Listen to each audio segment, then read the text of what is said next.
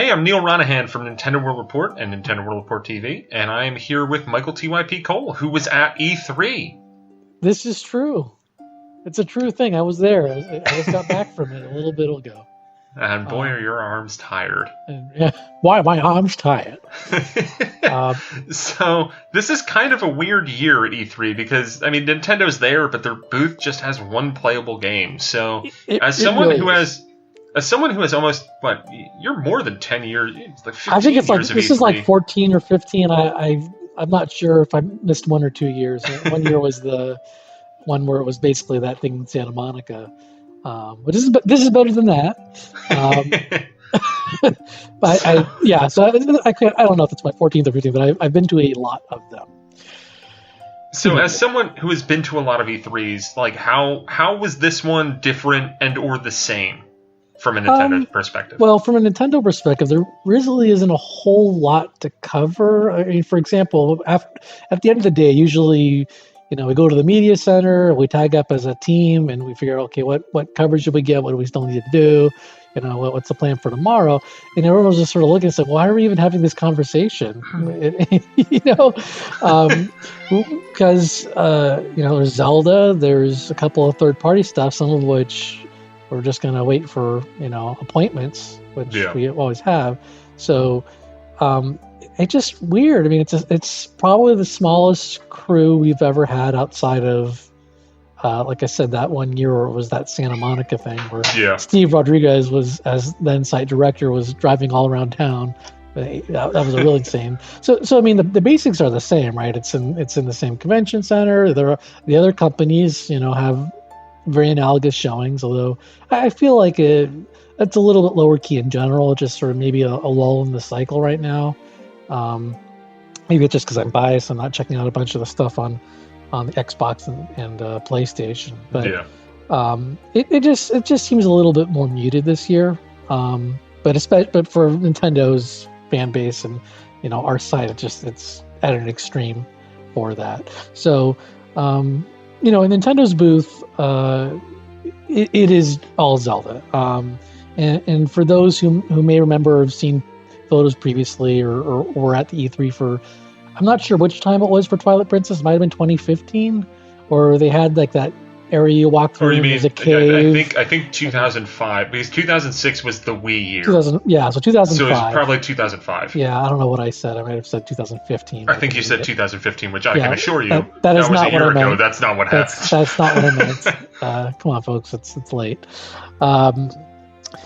So they probably repurposed some of that. So there's a big cave you go through. They have the video of basically the same trailer that you saw if you saw the start of the Treehouse live stream. And then you go in and they just have lots and lots of kiosks, just some big rows to play the demo. Of course, before that, you got to wait in a gigantic ass line, and they don't quite have their act together with that. They give out tickets, which in theory are supposed to be things where they'll circle it like a Disneyland Fast Pass, and you can come back, and there's signage saying you can come back when you have your ticket, but they're not circling anything, so they're basically still forcing everyone to wait in line.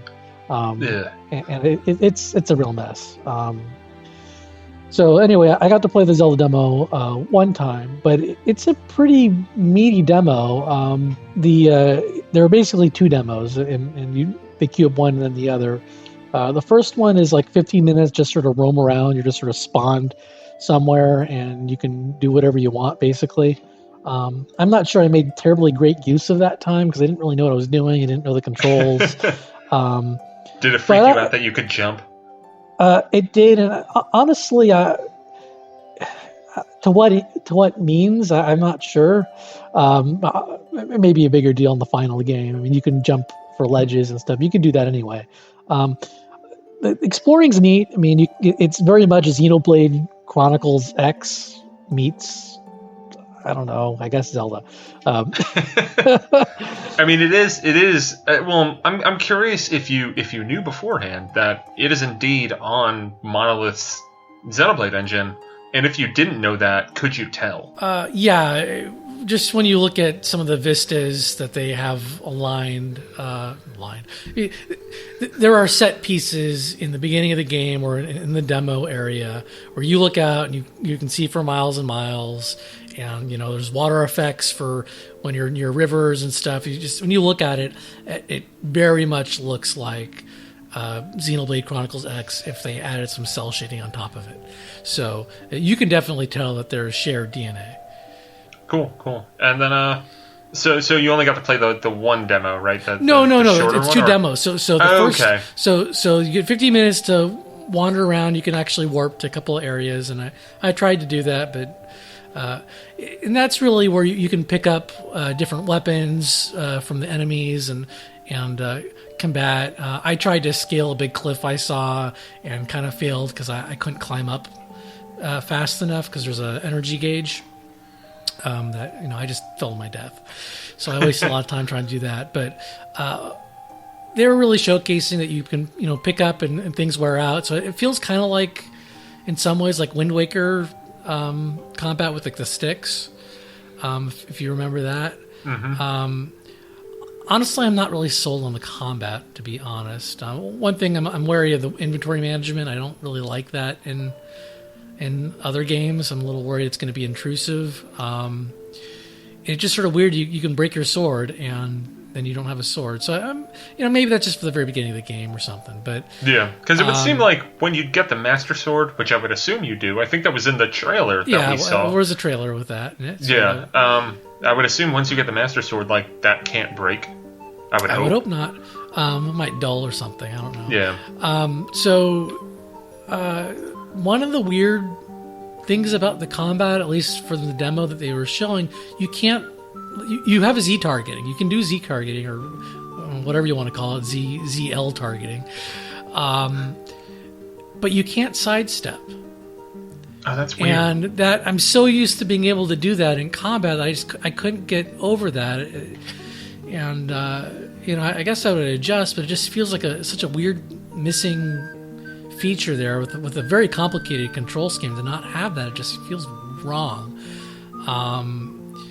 And also I just felt that the default control mapping, which hopefully you can change, it's just weird. I don't like having dash as the B button, the bottom button on the diamond. I kept pushing it when I wanted to do something else. I don't know. Either make that jump or make that attack, because what is A attack and X is jump? A is attack, X is jump. So you basically have to, not.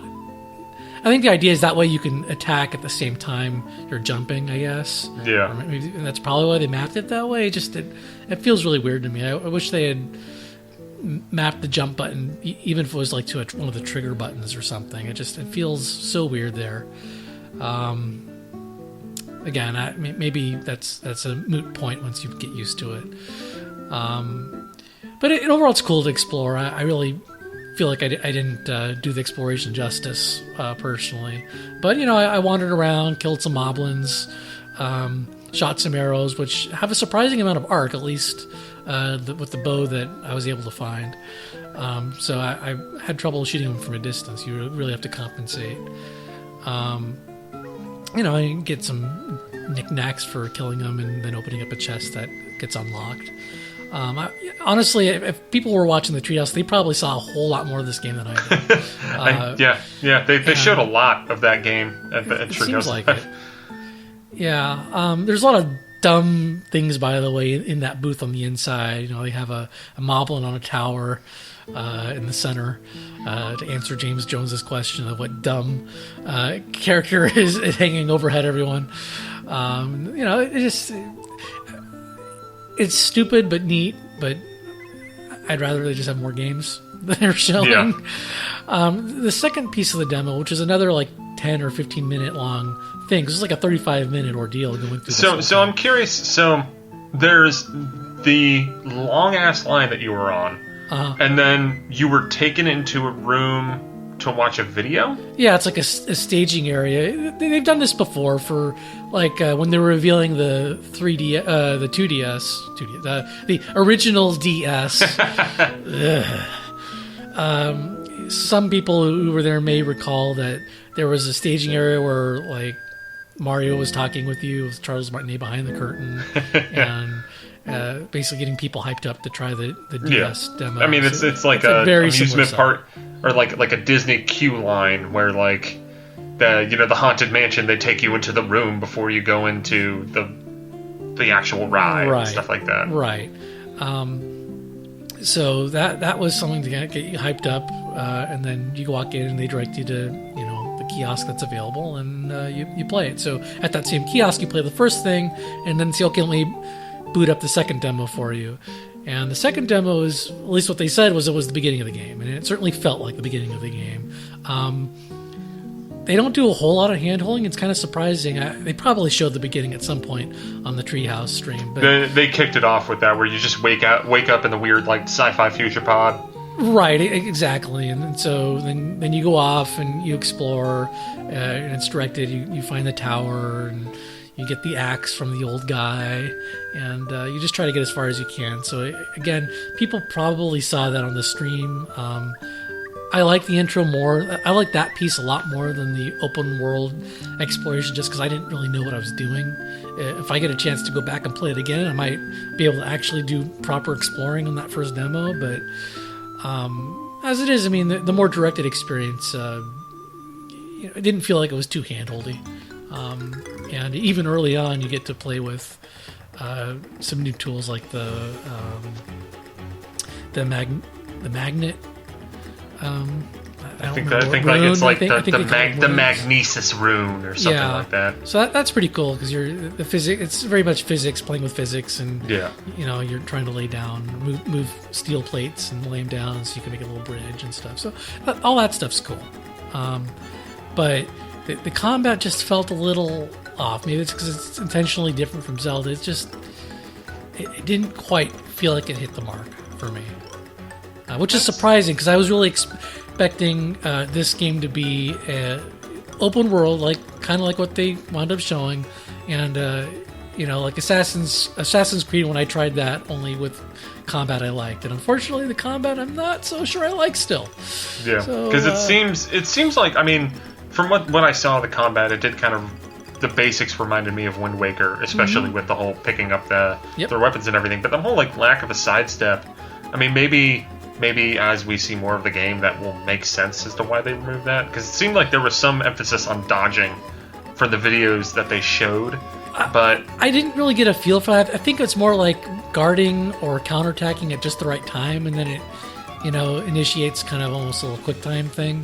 Yeah, like the parry stuff from Wind Waker. Yeah, so I maybe they wanted you to focus more on that, make it more like a Bayonetta gameplay. But I really miss that dodge. I really do. And maybe that's something like you learn later in the game or something. But it just, they've had that dodge since Ocarina of Time, and it feels so weird to not have that. Yeah. Well, that's I mean, encouraging to hear, even outside of the combat, from your hands-on time with Zelda. And I'll be curious to talk to you at the end of all 3 days of E3 to see if maybe you play the demo again and your opinion kind of change or morphs or something. Yeah, I'll be glad to see if, playing a little more, it kind of sinks in for me. Because right now, like I said, the whole, your shield, is worn out over time, or your main weapon is worn out. I know that they've done a little bit of that in the past with Zelda, but it's going to wear thin on, if they have that for a substantive amount of the game, at least in my opinion. So also today, you didn't get to play Yooka-Laylee, but you did get to interview some of the guys over at Playtonic, and I guess see more of the game. So how are you feeling about Yooka-Laylee right now? I'm really looking forward to it. It looks like it really captures Banjo-Kazooie or Banjo-Tooie type feel. There's certainly a lot of collectibles. They were trying to talk about how they've made it smarter, where a couple of the collectibles kind of are dual purpose. It's certainly better than the 5-colored banana type ordeal, but that's not saying much. The first level seemed pretty basic. It was kind of a jungly environment. I think you've seen target renders and things like that for that environment for quite some time out there. One thing I'll say, it looked like there was a little bit more of an emphasis on actual platforming from what I saw than when I revisited Banjo-Tooie recently, I played a little bit of that to kind of get my mind in the right mindset, and that's very much like an adventure game. So this is somewhere, more like a platformer. It seemed like there was at least some platforming difficulty in, getting from place to place. But it has that, those kooky characters that you interact with, and the snarky back and forth with the bat Laylee really basically being Kazooie, and it all feels pretty good. I haven't, they were showing off the PC version. They were using an Xbox 360 or maybe a Xbox One controller. I'm not sure, it feels really good, looking at it, and it seems like it's a really interesting world. I just really wish they'd let us play it. But they're saying that, I guess one of the promises of the Kickstarter was that the first people outside of the team to play it would be the Kickstarter. So they're honoring that, and no one else is playing it until they get the toy box out, which is, I think it's going to be its own kind of self-contained thing separate from the game. It's more of just a little area to play around with the characters, get a feel for how they handle and the like. Cool. So, I'm excited for it. It feels like a retro Rare game. It sounds like one. They may have spruced up some stuff, made it a little less dragged out, is what it seems like, at least thus far. But, without being able to play it, I can't tell you whether the controls are nailed, whether they're floaty, or, it was a very guided experience, right, with Andy from Playtonic, just showing us around, really. Cool. Well, I mean, it's I guess it's weird because both Zelda and Yooka-Laylee are probably going to be coming out, like, within a month of each other. Yeah, I think if they're both keep to be on the schedule that they purport to be on. Well, Zelda certainly feels like it's pretty far along. I mean, it's hard to judge, but they certainly, they put a lot of assets into just as much as we can see. I mean, it really is an area, scope of Xenoblade Chronicles X, just based on what I've seen. I just hope the progression is not like Xenoblade Chronicles X. You and me both. Not that I disliked Xenoblade Chronicles X, but I think we're both on the same page that all of the systems in Xenoblade Chronicles X kind of lost me over time. Yep. I just got fed up with it, and Zelda's clearly introducing systems. I just hope they don't get lost in the minutia, the temperature thing, which I didn't really see in the demo probably because I just didn't go to the right area, or maybe it's an earlier area than they were showing off to others on the treehouse. But I'm gotta say I'm a little bit apprehensive about Zelda just from what I've seen. I really like the general world, but I could say the same thing about Xenoblade or ZXCX, and that really lost me. So I'm really hoping that they don't take too many cues from Monolith's game.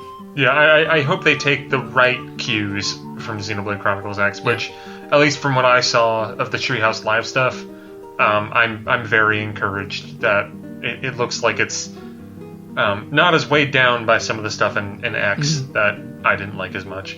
Yeah. But who knows? Well, all right. Thank you so much for joining us. Sure. And stay tuned to the rest of our coverage at E3 2016, in which TYP will be playing, I think, some Capcom games tomorrow, and likely circling back around to play some more Zelda, of course. So stay tuned for that. And until then, keep posted to NWR TV and NintendoWorldReport.com. Bye.